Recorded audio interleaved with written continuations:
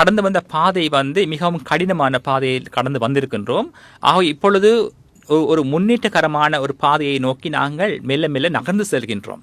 ஆகவே உங்களுக்கு தெரியும் 2022 ஆண்டு காலப்பகுதியில் பல்வேறுபட்ட பொருளாதார நெருக்கடிகள் காணப்பட்ட நிலைமையிலிருந்து இப்ப நாங்கள் 2026 நோக்கி நாங்கள் நகர்கின்றோம். ஆகவே இப்பொழுது எமது பொருளாதாரமானது ஒரு மெதுவாக ஒரு நிம்மதி ஒரு மூச்சை எடுக்கக்கூடிய நிலைமை தான் நாங்கள் போய்கொண்டிருக்கின்றோம். ஆகவே எமக்கு IMF ஆலோசனைகள் மற்றும் நிதி கட்டுப்பாடுகள், செலவு கட்டுப்பாடுகள் மற்றும் வருமானங்களை அதிகரிப்பதற்கான பல்வேறுபட்ட கொள்கைகள், பல்வேறுபட்ட தீர்மானங்களை நாங்கள் மேற்கொண்டு இப்பொழுது வருமானமும் அதிகரித்துக் கொண்டு செல்கின்றது. செலவு கட்டுப்பாடுகளை நாங்கள் கடைபிடிப்பதன் ஊடாக ஒரு நல்ல ஒரு நிலைமையை நோக்கி நாங்கள் நகர்கின்றோம். இப்பொழுது எமது பொருளாதார வளர்ச்சியானது அன்னளவாக ஒரு 5 தசத்துக்கு போய்கொண்டு காணப்படுது.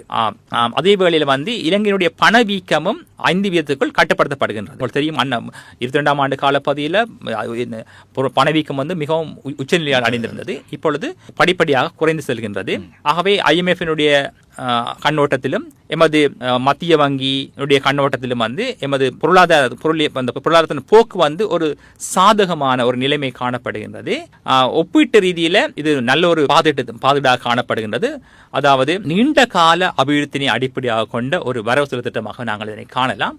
அதே வேளை சமூக நல திட்டங்கள் மீது அதிக அளவு அக்கறையினை கொண்டு அமைந்ததாக காணப்படுகின்றது. அதே வேளையில அந்த ஜனாதிபதியினுடைய ஒரு உரையில் நாங்கள் பார்க்கின்ற பொழுது அவர் சகல துறைகளையும் அவர் தொட்டு சென்றதை பார்க்க முடிகின்றது. அதாவது பெருந்தோட்ட மக்களுடைய சம்பளம் தொடர்பாக, மற்றது வாழ்க்கை செலவினை கட்டுப்படுத்துவது, வறுமையினை குறைப்பது, அதாவது கல்வி, சுகாதாரம், போசாக்கில் அதிக அளவு அக்கறையினை வெளிக்காட்டியிருக்கின்றார். அதே வேளையில் இளைஞர்கள், யுவதிகள் மீது அதிக அளவு அக்கறையினை செலுத்தி விளையாட்டுத்துறை போன்றவற்றின் மீது அவற்றை வலுப்படுத்துவதற்கு இந்த வரவு செலவு திட்டம் பல்வேறுபட்ட திட்டங்களில் தீர்மானங்களை மேற்கொண்டிருப்பதை நாங்கள் அவதானிக்கக்கூடியதாக இருக்கின்றது.